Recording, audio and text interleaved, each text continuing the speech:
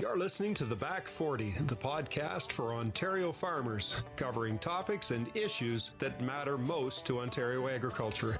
Brought to you by Trillium Mutual Insurance, bringing the ag community together one podcast at a time. I'm the host of The Back 40, Mike Brine, agribusiness specialist at Trillium Mutual Insurance.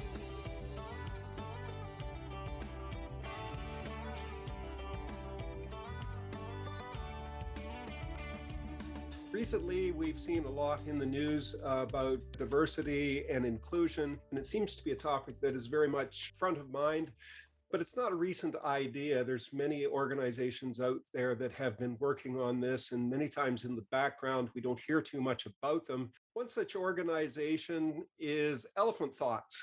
They've been looking after disadvantaged youth for quite a while, and we're pleased today to be joined by Abby Stec, who is the Director of Business Development for Elephant Thoughts. Abby, welcome to the Back 40.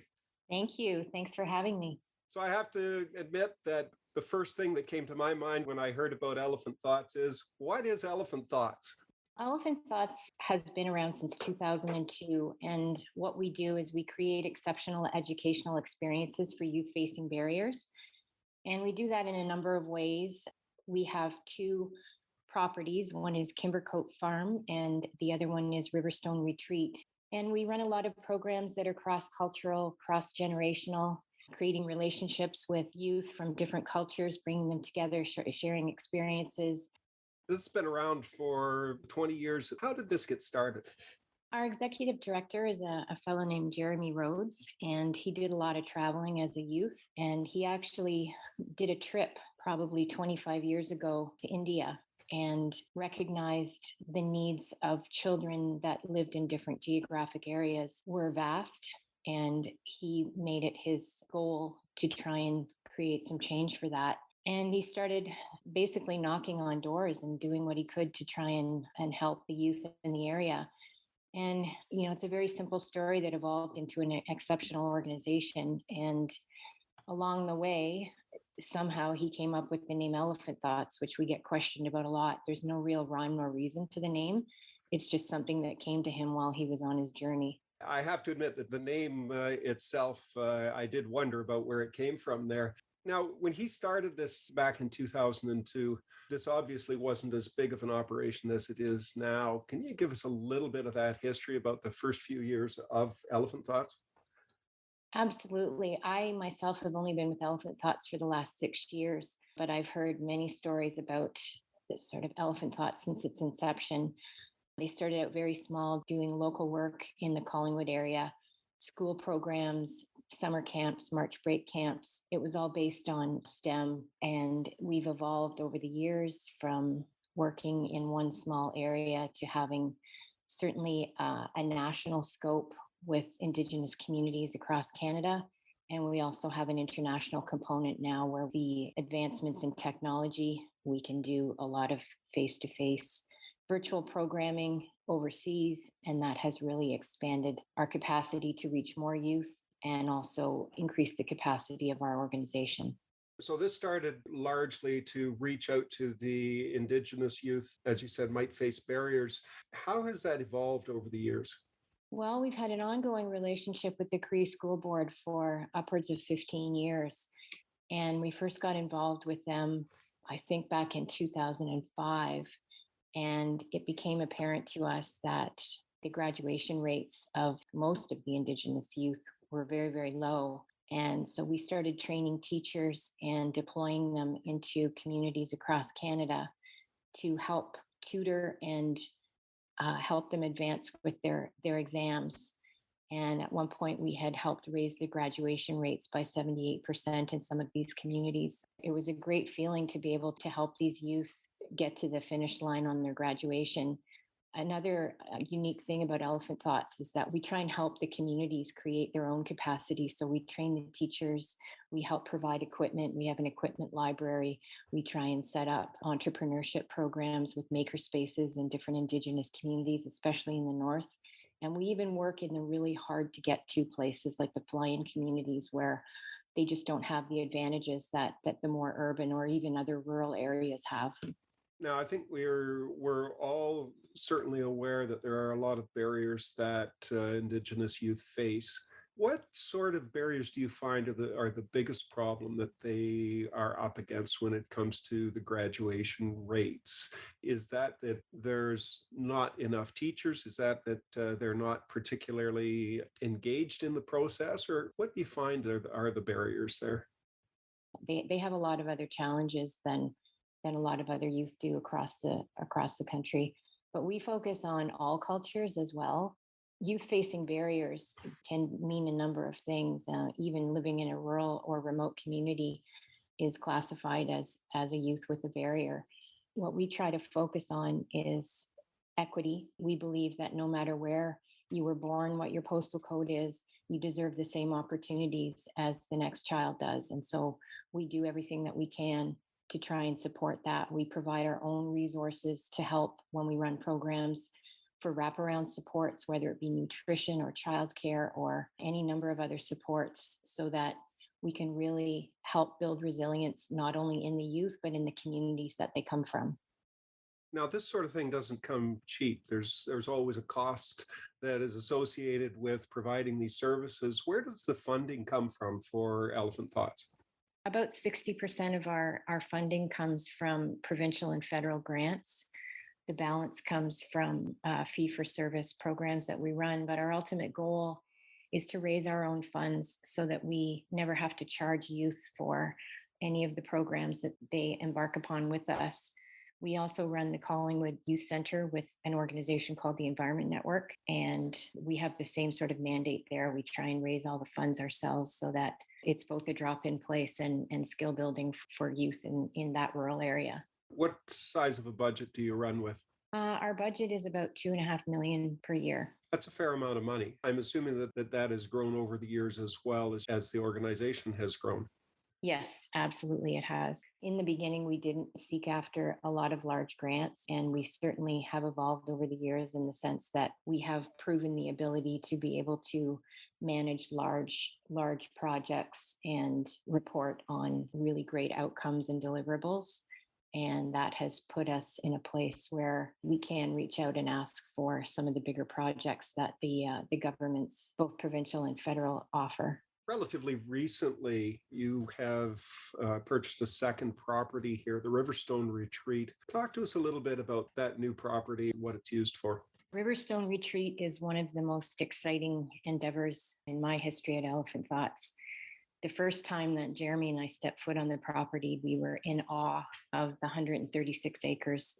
The property was owned by a couple named Edith and Ernie Martin for the past 3 decades, and they meticulously put up buildings on the property that were sustainably built by teams across Canada. They have the first eco nest that was built in Canada, and they, believe it or not, they still live on the property. They wanted to remain in their original farmhouse, which is absolutely magical for us because they are the heart and soul of the property. They know every inch of the property. They bring their stories and their experience, and we have them right at our fingertips, and they have become like family to us. So with the property, you're offering some different programs there. The property is not just buildings, but it also has some farmland there. What's the vision for how that farmland is going to be used? We have a whole bunch of ideas, and you can appreciate the fact that Elephant Thoughts educational outreach are not farmers, and we don't pretend to be farmers. And so when we first took over the property with the help of Edith and Ernie, we, as part of a feasibility and a consultation process, we hosted a number of agriculture dinners for a whole bunch of agricultural leaders in the region, including educators and farmers and people that work in food sustainability and food sovereignty. And we basically laid ourselves at their feet and said, we have this incredible resource, and we want to make it the best possible resource for everybody in the region. And so we brought up all of the ways that we may be able to help the region by allowing everyone who wants to be involved in this project to be part of it. Out of that came a number of really distinct gaps in the community. One of them being that young people are just not going into farming because A, they can't afford it, and B, they don't have access to land. And so early on in the process, when we first bought it, we had designated some thought to the fact that we would donate at least 15% of our yield if we started our community garden and expanded on that to organizations in the area that helped with food security. So we've built this incredible community garden that's open to the public and anybody who wants to come and use that. And alongside that, we've built an outdoor kitchen and culinary space. We're renovating a barn that's adjacent to the garden where we'll do a whole bunch of programming. But specific to the farmland, we also want to designate plots and let students use them, get their feet wet in farming, see if it's something that they like, and ultimately create some curriculum and programming around that. You're aiming the idea of these plots of land being used by people that have graduated out of agricultural programs there. How do you see that down the road for benefiting them? Where do you see them ending up after they've had the opportunity to have a project at the Riverstone Retreat? Well, our hope is that doing some farming on their own piece of land and taking some ownership for that, that more youth will go into the agriculture sector, which was one of the biggest voids in the community or in the region that was identified when we did our consultation process. So it won't only help the youth that are exposed to the land and have the opportunity to do that, but we think it'll build strength and resilience and sustainability within the whole region if we have a new generation of young farmers that come up and really embrace this opportunity. It's something that's been a problem in agriculture, been a problem ever since I can remember it. The average age of a farmer in Ontario is 58. So as a group, we're not getting any younger. And that's a problem within the industry. We need to see more youth get involved in this. We need to see more youth involved in agriculture and starting up their own projects and their own operations, even if they are small to begin with. And sadly, the unfortunate part is, I would say unanimously, every farmer that we spoke to in our consultation phase would love to be able to help with the education piece. But with the farming industry the way that it is, they can't afford to give up their yield to do that. So they were absolutely thrilled to find out that there was a piece of property where we could offer this to the youth to really expand their horizons in terms of agriculture. It's not going to be just the idea that they're going to get some experience there, but they're also going to build relationships with existing farms and existing people that run farms. And that down the road could be more valuable than all the information that they learn. The idea that they build that relationship with someone who can help them get involved in agriculture. And from the farmer standpoint, someone who's interested in getting involved is always a bonus as well. Yes, it's a win-win for everyone because the youth will gain experience through our skill building programs in regenerative agriculture, and local farmers would love nothing more than to take them on and hire them when they're completed programs. So that's what we're geared up to work towards. So hopefully you'll have a bunch of different operations and different projects that are out on that land that people can have a look at. What about people that come to the retreat itself? I would assume that a lot of them would be very interested in seeing the agricultural projects that are out there. The youth retreats that we run are really amazing. We bring youth together from different backgrounds. We've even brought urban youth up from the city who have really never had any connection to either farmland or nature, really. And we're lucky that we have accommodations to be able to house people so we can immerse them in nature. And we're in the process of building some more bunkies so that when we run internships for agriculture, that we have accommodations so that the youth can come and spend a month or 6 weeks or whatever the length of the program is. Is your organization in need of funding for a capital project? Trillium Mutual's Roots Community Fund provides funding towards projects such as renovations, expansions, and equipment purchases that support rural Ontario. Roots helps ensure that these organizations will remain a crucial part of the local community. To learn more about Roots, including how to apply, visit our website at trilliummutual.com and click Community at the top of the page.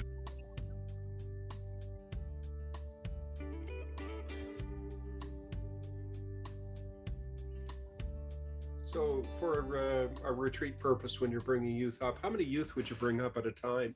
We find a good number is 12, but we may bring two different groups of 12 up and run programming for them together. And a lot of it is outdoor. It involves environmental stewardship. A lot of it involves culinary, different cultures, different teachings of food. They gain some life skills, and generally they morph into whatever the youth create. They're all very unique.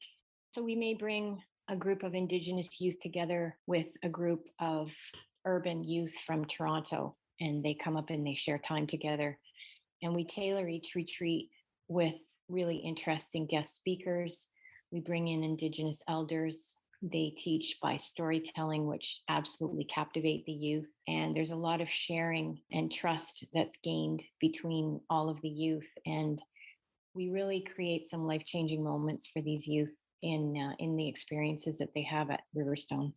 I can imagine when you bring youth from two such different backgrounds together that there would be a lot of learning that goes both ways there. Yes, it creates a common understanding, and that's one of the mandates of Elephant Thoughts is bringing youth together to create understanding from each other's cultures. What has the reaction from the youth been on this? I'm thinking that there has to have been some interesting stories that you can tell about the reaction that you get from people that come up and are put in this environment. They are endless. And, we try and document as much as anecdotal information as we can because they show the impact that our program has. For example, youth that come up from the Jane and Finch area in Toronto are just astounded by the beauty of nature and learn about things that they've never been exposed to at all. For many of them, I can imagine that might be the first time ever really seen anything like rural Ontario, much less lived on a farm. Correct. And they're not really exposed to a lot of other cultures and traditions and things like that. So it's a real eye-opening experience for them. What's the reaction been like from them? I guess, how has this affected them when they head back to where they lived before? What sort of differences does this make in their day-to-day lives? We hope that the main thing that they carry with them is a bit of an increased sense of empathy for other youth, other people, and also creating some self-resilience within themselves. What other groups are you reaching out to and getting involved in this process? We reach out to everyone. What's sort of been happening organically is that through word of mouth, organizations are starting to reach out to us. Certainly a lot of organizations that work with newcomers. We as Elephant Thoughts, we have done work with the Syrian refugees for the last, I would say, probably 5 years. And we have tried to support them as much as possible when they first come and get settled in schools and with clothing and housing and those types of things. So we're really just scratching the surface on what the capacity for Riverstone Retreat is going to be, but we're very excited to see how all of that unfolds. I would imagine that you've faced some challenges here from COVID. How has that affected what you're able to offer at the retreat? Most people, when they think of COVID, they only think of all the negative things. And certainly we experienced the closures and the disruptions and schedule changes and sickness of staff and all kinds of things. But on the flip side, and we try to be optimists and roll with what we can and pivot where we can, we have set the organization up to do some really professional virtual programming in a way that is as good to in-person programming as we can get. In that sense, it's been able to expand our reach. So we've been able to reach out to other communities. We have a partnership in Tobique, New Brunswick, with an organization called Holistic Education Initiative. And we do a lot of virtual programming back and forth to bring Indigenous and non-Indigenous youth together. So we've really been able to expand our programming that way. It also pushed us to create some unique spaces at Riverstone Retreat and reconfigure some of our buildings so that we could accommodate smaller groups in safe areas to adhere to all of the COVID restrictions. Overall, as an organization, it's made us more resilient to things like COVID. And I think that moving forward, we're in a better position to be more resilient in that regard. You've talked about the community garden. You talked a little about the agricultural land, but there's some other buildings on the property and some other programs that you're offering there outside of the agriculture. What other sort of programs are there on the retreat there? Well, we have an accommodations building. We call it the Stone House. And for 3 decades, Ernie and Edith actually ran retreats at Riverstone Retreat, and they worked with youth and adults with disabilities and learning disabilities, but they also ran weddings there. And so we were fortunate enough to, when we purchased the property, to buy into that business model. So as a social enterprise, we still run weddings at Riverstone Retreat on times when we're not running youth programming. And those funds are put directly back into the organization to help fund some of our programs for youth. That's a great way to get the organization known in the community as well. It's great to have properties such as the Riverstone Retreat that bring youth together, but a lot of times they need the support of the community. And many times it's just people look at it and they say, well, I know there's something goes on there. I'm not really sure what it is. But the idea of offering it as a wedding venue certainly would bring people on site where they can see what goes on there as well. Yes, and I think the fact that we have our community garden and culinary space up and running, you can go to Riverstone at any given time now, and there'll be several things happening at the same time. And I think that the community garden, because it's doing so much to give back to the community in terms of providing meals and food from the garden, we won't be a well-kept secret for very long. Well, that's a good thing. That's a good thing that we all need to be better known in the community for the work that's being done on projects such as this. And this is relatively new too. When did you purchase the property? We purchased the property about 2.5 years ago, but it took some time to make the transition, set things up the way that we needed to for our programming. But the timing right now, in terms of COVID and our community garden and culinary gathering space, is so important because so many of the people in the region that have been disproportionately impacted by the negative effects of COVID-19 come out. They can all be in the garden at the same time. It's safe, it's outdoors. They come together and cook and have fellowship and camaraderie. And we've just seen some real magic, even in the first year of running the community garden. So what's in the future for the property there? What do you see down the road here? Is there an expansion for the community garden? What do you see there? Definitely an expansion for the community garden, expansion of the edible forest, which would be amazing. Also, we've created some partnerships with some of the local universities, and we are going to try and set up our programming with giving plots of land to graduates or other youth that would like to try their hand at farming. We were able to get a grant from Roots, and we are building some bunkies specific to our agriculture intern program. And what we hope to do is partner with other farmers in the region, the Ecological Farmers Association of Ontario, and run a program that might even be a prerequisite to the sustainable farming program. So we have a lot of partnerships that we're cultivating and developing, and we really think that Riverstone Retreat is going to be a real leading force in the region for a multitude of things that are really going to help the agriculture sector. One thing that you talked about is an edible forest. What exactly is an edible forest? It is a grouping of trees that provides fruit. It was part of our original design. We work with some of the local farmers that came in. We had a landscape architect come in and do some renders and design the whole community garden. And I guess one of our biggest goals is to really teach regenerative agriculture so that the soil becomes more fertile over years and it's completely sustainable. So as Elephant Thoughts goes forward here, what's in the future for Elephant Thoughts itself as the organization? Where do you see that going over the next 5 or 10 years? We will continue to roll up our sleeves and work hard and support the needs of youth facing barriers and help educate and create global leaders for the future. Now, you talked about you've only been involved in this for the past 6 years, but nobody gets involved and stays in projects like this just simply for a paycheck. What is it that drives you to be a part of the whole idea of what Elephant Thought stands for? I get up in the morning and jump out of bed and can't wait to start working on the projects that I have that I've initiated with Elephant Thoughts. I do a lot of the grant writing, and to me, it's akin to writing fairy tales and seeing them come to fruition when I see the youth on the property really enjoying themselves and creating resiliency and learning life skills and becoming young global citizens. It's a very gratifying job to have. So if people want to find out more about Elephant Thoughts and the programs that you offer and how do you get involved there, where do they go to find the information on that? Our website is www.elephantthoughts.com. Perfect. I want to thank you very much for taking the time to be with us on the Back 40. We've been speaking with Abby Stec.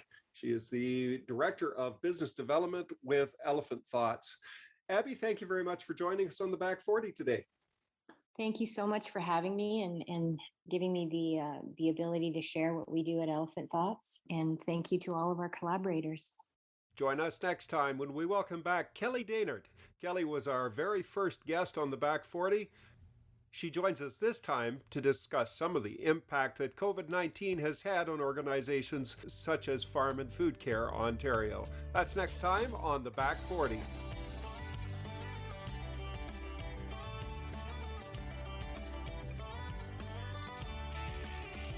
You've been listening to The Back 40, brought to you by Trillium Mutual Insurance. Be sure to subscribe to The Back 40 wherever you find your favorite podcasts so that you don't miss an episode. The Back 40, bringing the ag community together one podcast at a time. I'm Mike Brine. Until next time, take care and stay safe.